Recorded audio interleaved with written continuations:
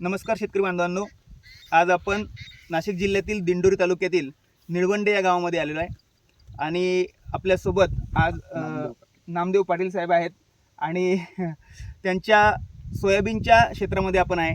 ते मागील काही वर्षांपासून सोयाबीन आणि टोमॅटो घेतात, तर त्यापैकी सोयाबीनच्या आपण क्षेत्रामध्ये आहे. यावर्षी त्यांनी इफ्कोचा नॅनो DAP हा त्यांच्या सोयाबीनवरती वापरला आहे.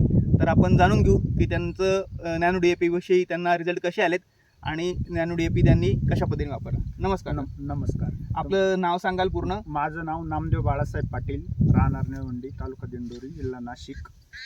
तर इथं आहे ना सोयाबीन पेरतोय. तर सोयाबीन 29/6/2024 या तारखेला पेरणी केली ती आणि 27/7/2024 या तारखेला नॅनो DAP फवारला. म्हणजे जून महिन्याच्या एंडिंगला तुम्ही जवळपास पेरणी केली आणि 25 ते 30 दिवसानंतर पुन्हा आपण म्हणजे पहिली फवारणी केली. पहिली फवारणी केली. तर पहिल्या फवारणीमध्ये आहे ना तर नॅनो DAP घेतलं होतं. Nano DAP. तर त्या नॅनो DAP मध्ये एकदम सुंदर रिझल्ट आलेले. नॅनो DAP कशा प्रमाणात वापरला आपण?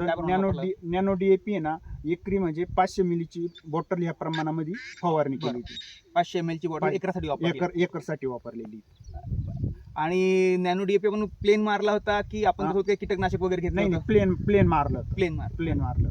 तसं ते कीटकनाशक सोबतही चालतं, कीटकनाशकासोबत पण चालतं है ना. हो. आणि तुम्हाला काय म्हणजे पहिले तुम्ही सोयाबीन क्षेत्र करायचे आणि आता नॅनो DAP वापरून तुम्ही करताय, तर तुम्हाला काय बदल वाटला? पहिली जे सोयाबीन करायचो ना तर त्याच्यामध्ये झाडाची उंची कमी राहायची. त्याच्यानंतर उंची कमी असल्यामुळे मग शेंगा कमी लागणं हे प्रकार व्हायचे. उत्पन्नावर परिणाम होतो. त्याच्यामध्ये मग झाड असं पिवळट वाटायचं.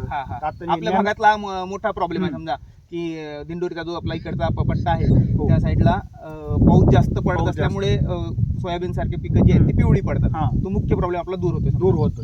तर त्याच्यामध्ये आता यंदा म्हणजे नॅनो DAP वापरलंय ना तर त्याच्यामुळे झाड असं पिवळं पडेल नाहीये. झाड एकदम हिरवगार आहे आणि त्याच्यामध्ये उंची पण चांगली वाढलेली आहे आणि आता झाड दिसताना एकदम चांगलं दिसतंय. बरं, हे झालं आता उत्पन्नाच्या दृष्टिकोनातून उत्पन्न वाढतंय बाबा आपल्याला, पण खर्च नॅनो DAP मुळे वाढला का तुमचा की कमी झाला? खर्च कमी झाला. कारण इथून माग सोयाबीन करायचो ना तर 2 टाइम रासायनिक खते टाकावं लागत होती. तर आता यंदा फक्त एकदाच रासायनिक खत टाकली. म्हणजे खर्च कमी होऊन उत्पन्न वाढलंय. हो. तुम्ही आनंदी आहे? हो, आनंदी.